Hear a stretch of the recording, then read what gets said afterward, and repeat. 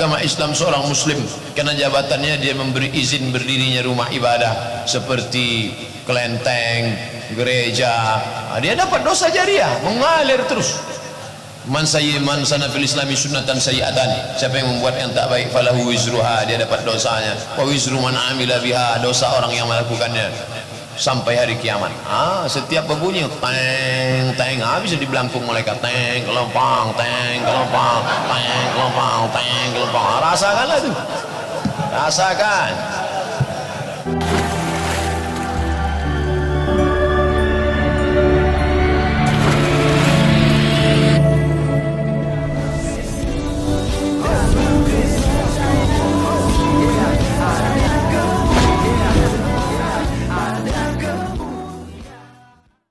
Salam Elechem Bisem Yeshua Hamasiah. Salam damai sejahtera di dalam nama Tuhan Yesus Kristus untuk kita semua. Pada video kali ini, kita akan membahas mengenai Ustadz Abdul Somad yang ceramahnya tentu saja ngawur dan penuh dengan hinaan kepada kekristenan. Di mana setiap kali ceramah yang dibahas adalah agama Kristen dan tentu saja dengan narasi-narasi yang menyudutkan dan bahkan melecehkan agama Kristen, ya, seperti yang beberapa waktu yang lalu dia menyampaikan bahwa di salib ada jin kafir dan juga orang Kristen itu ya orang-orang yang tidak hidup dalam kebenaran dan mereka pasti begini bogono, ya. Jadi dia menghakimi sendiri, teman-teman sekalian. Dia menjadikan dirinya sama seperti Allah karena Allah lah yang bisa menghakimi umat manusia. Tapi Abdul Somad seringkali menghakimi agama Kristen. Nah, kali ini dia membuat statement lagi, bahkan pengajaran dalam sebuah ceramah. Dia mengatakan bahwasanya siapapun dari seorang muslim yang memberikan izin pembangunan gereja, apalagi yang mungkin memberikan yang namanya bantuan untuk pembangunan gereja tersebut, maka dosa orang itu akan berlimpah-limpah. Dan setiap kali rumah ibadah atau gereja tersebut digunakan oleh orang-orang Kristen, dosa orang yang memberikan izin atau yang membantu tersebut akan bertumpuk-tumpuk, bertambah-tambah setiap saat. Nah, teman-teman sekalian, tentu ceramah-ceramah seperti ini sangat tidak membangun. Akhirnya mendapat kecaman daripada masyarakat, baik itu Kristen maupun juga dari agama Islam sendiri. Dan salah satunya saat ini dari seorang Muslim, tentu saja juga adalah orang yang bukan sembarangan, yaitu Bang Ade Armando. Di mana dia mengecam dan juga tidak setuju dengan aksi ceramah daripada Ustadz Abdul Somad. Oleh karenanya saya mengajak kita untuk mendengarkan langsung apa yang disampaikan oleh Bang Ade Armando berikut ini. Edar sebuah video cuplikan pernyataan Abdul Somad tentang hukum membangun gereja. Dalam video itu dia terlihat sedang menjawab pertanyaan jemaah. Jemaahnya bertanya, apa hukumnya bagi seorang muslim yang menjadi pejabat pemerintah memberi izin pembangunan rumah ibadah agama lain? Somad langsung menjawab, orang itu berdosa. Bahkan menurutnya setiap kali gereja itu dipakai, orang itu mendapat dosa. Diibaratkan, setiap kali lonceng gereja berdentang, si pemberi izin akan mendapat satu pukulan siksaan kelak di neraka. Ceramah semacam ini tentu memprihatinkan. Ya memang mungkin sih tidak menjadi luar biasa karena yang bicara adalah Abdul Somad. Somad ini memang terkenal suka bicara asal soal Kristen. Anda mungkin masih ingat dia pernah bilang dalam salib itu ada jin kafir. Jadi Somad ini nampak memang punya kebencian terpendam terhadap Kristen. Di sisi lain, Somad ini menjadi luar biasa karena dia datang dari NU. Di mata publik kan, NU selama ini dikenal sebagai organisasi Islam terbesar yang membawa suara perdamaian. Ya kok bisa-bisanya Somad adalah orang NU? Disinilah mungkin salah satu tantangan terbesar NU saat ini. Mereka adalah organisasi besar dengan puluhan juta pengikut. Di dalam NU ada ratusan kiai dengan beragam cara pandang. Kalau yang di pusat sih mungkin orang-orangnya cukup progresif. Ulama ala Gus Dur almarhum, Said Akil Siraj, Yahya Khalil Stakuf, Yakut Khalil Kaumas banyak ditemukan. Namun di seluruh Indonesia ada banyak juga yang cenderung konservatif dan tertutup seperti Abdul Somad. Salah satu kelompok bergaya Somad di dalam NU adalah NU Garis Lurus. Kelompok ini secara keras menyerang semua orang, tokoh dan kelompok yang memiliki pemikiran berbeda dengan apa yang mereka yakini. Mereka bahkan menyerang para cendekiawan Islam yang sangat dihormati seperti Gus Dur almarhum, Said Akil, dan Quraisy Shihab. Quraisy misalnya terutama diserang karena pemikirannya yang cenderung moderat dalam isu seperti kewajiban jilbab bagi kaum perempuan muslim. NU Garis Lurus bahkan mampu memobilisasi jemaahnya untuk mengambil pilihan berbeda dari para pimpinan NU dalam Pilpres 2019. Mereka memilih Prabowo Sandi padahal wakil presiden lawannya adalah Kiai Haji Ma'ruf Amin yang adalah pemuka NU.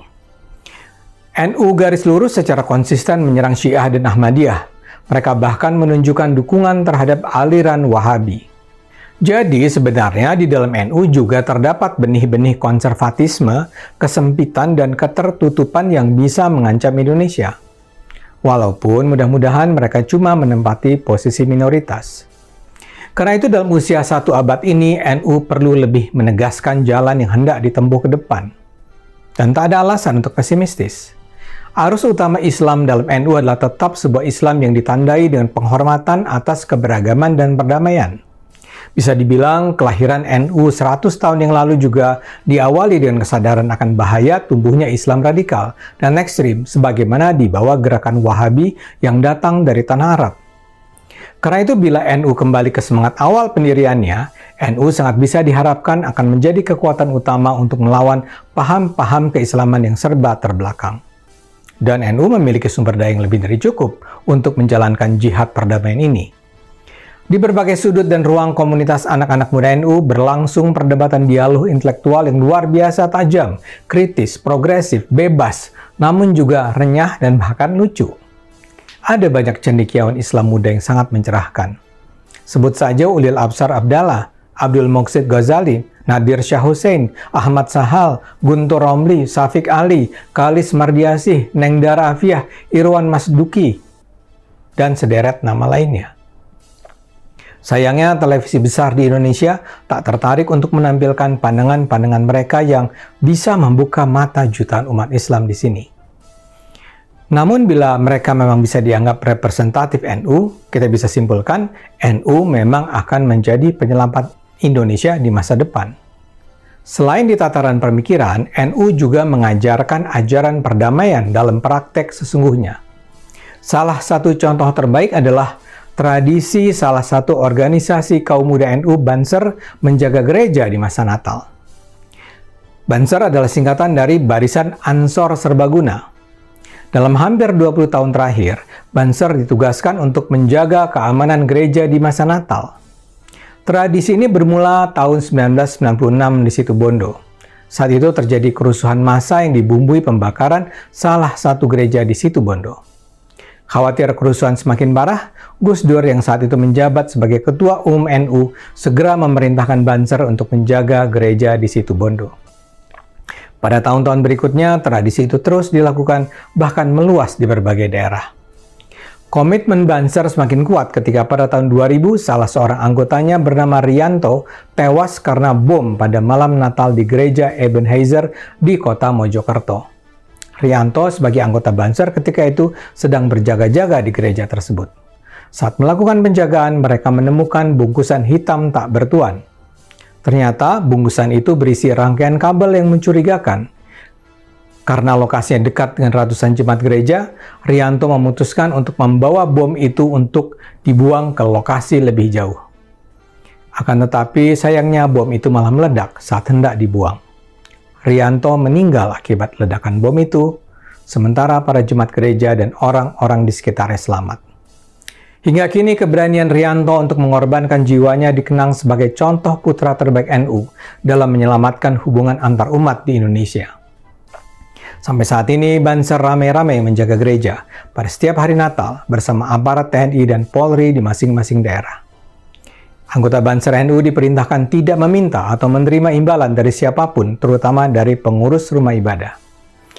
Jadi sebagaimana terlihat, NU memiliki semangat perdamaian dan toleransi yang luar biasa. Kini, NU sudah berusia 1 abad. Kita doakan NU dapat terus berkembang dan menjadi kekuatan utama yang akan membawa Indonesia menjadi sebuah negara yang damai dan sejahtera. Waduh, kata UAS, Ustadz Abdul Somad, pejabat yang kasih izin rumah ibadah non-muslim, dapat dosa jariah. Apakah itu? Habis kau belangku, malaikat, rasakanlah itu, katanya. Baik, dosa apakah itu? Kita akan lihat di sini, teman-teman sekalian. Jadi kalau Muslim, seorang gubernur, seorang bupati, wali kota memberikan izin untuk pembangunan gedung rumah ibadah non-Muslim, maka orang itu akan berdosa secara terus-menerus menurut Abdul Somad ya. Salah satu potongan video ceramah Ustadz Abdul Somad UAS kembali beredar di media sosial. Kali ini video itu diunggah oleh pegiat media sosial Permadi Arya Abu Janda melalui sebuah postingan di akun Twitter atau akun Instagramnya. Dalam postingan Instagramnya baru-baru ini, Abu Janda mengunggah ceramah UAS yang tengah menjawab pertanyaan jamaah soal pejabat Muslim yang memberikan izin rumah ibadah non-Muslim. Bagaimana dalam agama Islam seorang pejabat Muslim karena jabatannya dia memberi izin rumah ibadah atau non-Muslim seperti kelenteng gereja atau bangunan gedung ibadah agama lain. Kata UAS, saat membacakan pertanyaan jemaah dalam video itu, mengetahui pertanyaan tersebut, UAS pun menjawab bahwa pejabat itu mendapat dosa jariah yang akan mengalir terus. Ia bahkan membacakan dalil yang mendukung jawabannya tersebut. Menurut UAS, setiap ada bunyi dari rumah ibadah non-Muslim yang mendapat izin dari pejabat Muslim tersebut, maka ia akan habis oleh malaikat karena dosanya mengalir sampai hari kiamat. UAS mengatakan dia dapat dosa jariah mengalir terus. Siapa yang membuat yang tak baik, dia dapat dosanya, dosa yang melakukannya sampai hari kiamat, katanya. Setiap berbunyi teng habis kau di belangku malaikat, teng kelompang, rasakanlah itu, tegasnya penandasan. Dikutip dari populis.id dari postingan akun Instagram Permadi Arya, Permadi Aktivis 2 pada Selasa 31 Januari 2023. Saat mengunggah video itu, Abu Janda memberikan sindiran dan seolah menyebut kalau dalil yang disampaikan oleh UAS bahwa memberi izin rumah ibadah non-Muslim adalah cocokmologi. Komentar yang dilontarkan netizen dalam postingan Abu Janda juga berisi sindiran terhadap apa yang disampaikan oleh Ustadz Abdul Somad karena ia dinilai tidak memiliki rasa toleransi terhadap agama lain. Inilah postingan dari Permadi Arya. Saking akut fobianya sama non-Muslim sampai ngadi-ngadi dalil memberi izin rumah ibadah non-Muslim adalah dosa. Cocok logi asbun asal bunyi. Somad ini ngajinya belum sampai piagam Madinah di mana Nabi Muhammad Subhanahu wa Ta'ala ya memberikan kebebasan beribadah bagi umat non-Muslim. Mungkin Somad bukan umatnya Nabi Muhammad, entah umat Nabi yang mana, katanya ya. Nah, itu terkait dengan postingan apa yang disampaikan oleh Ustadz Abdul Somad ya. Dikomentari oleh Ali juga, Ustadz begini yang mau diikutin, penghancur NKRI, pendukung khilafah, katanya ya. Oke, teman-teman sekalian, itulah pemaparan singkat dan juga kecaman, sanggahan, dan juga edukasi daripada Bang Ade Armando. Teman-teman sekalian, tentu saja dia ini adalah seorang yang intelektual ya, yang tentu saja bisa memberikan yang namanya itu nilai-nilai positif bagi penganut agama, baik itu agama Muslim dan agama Kristen dan agama yang ada di Indonesia. Teman-teman sekalian, ceramah-ceramah seperti Ustadz Abdul Somad memang itu seringkali itu menjadi bahan pembicaraan yang cukup viral di media sosial atas penghinaannya terhadap kekristenan, tapi orangnya aman-aman saja, tidak disentuh oleh hukum. Jadi teman-teman sekalian, ya titik kesalahannya ada di mana? Tentu saja daripada kepemimpinan atau yang memberikan izin kepada penceramah-penceramah tersebut. Karena apa teman-teman sekalian? Jika seharusnya apa yang disampaikan oleh Abdul Somad dianggap salah di dalam Islam, tentu saja dari Majelis Ulama Indonesia mungkin akan memberikan teguran. Tapi kalau kita lihat selama ini, justru pembiaran selalu terjadi. Di mana bukan hanya Ustaz Abdul Somad, tapi ada Agustan yang baru-baru viral juga mengkentutin Alkitab. Dan beberapa ustadz-ustadz yang lain seperti Ustadz Ahmad Kainama dan Ustazah Irene Handono dan juga Bangun Samudra yang mengaku mantan pastor, ada Alim Mustafa juga yang mengaku mantan pastor. Jadi banyak sekali kebohongan-kebohongan yang diviralkan, yang disampaikan oleh orang-orang yang beragama Islam, tetapi mereka aman-aman saja. Nah teman-teman sekalian, firman Tuhan mengajarkan kita bahwa kita harus tetap mengasihi dan kita tidak boleh membalas kejahatan dengan kejahatan. Tetapi yang kita lakukan adalah menggunakan hak jawabnya kita. Jadi kitab suci kita yang diganggu, agama kita yang diganggu, maka kita punya hak dijamin oleh undang-undang untuk kita meluruskan setiap tuduhan, fitnahan, dan juga ajaran yang dipelintir daripada Alkitab oleh oknum-oknum yang tidak bertanggung jawab. Oleh karenanya dukung terus channel TV Laskar Kristus supaya channel ini boleh memberikan yang namanya pembelaan-pembelaan secara rohani, bukan pembelaan secara kekerasan, tapi secara lemah lembut untuk kita meluruskan saja apa yang mereka sampaikan sehingga kekristenan itu tetap utuh dan tidak tersesat atas ajaran-ajaran yang diajarkan oleh guru-guru palsu, nabi-nabi palsu, pengajar-pengajar palsu di akhir zaman ini. Dan yang paling terakhir, jangan kendor dan jangan mundur daripada iman kepada Tuhan Yesus Kristus. Karena jalan menuju ke surga hanya melalui Tuhan Yesus Kristus. Di luar Yesus pasti kebinasaan. Oleh karenanya teman-teman sekalian, biarlah Tuhan Yesus, damai sejahtera darinya, terus mengalir atas kehidupan kita. Sehingga kita tetap aman, tentram, dan penuh damai di dalam Tuhan Yesus Kristus. Terima kasih sudah menonton. Sampai ketemu di video berikutnya. Tuhan Yesus memberkati kita. Salam.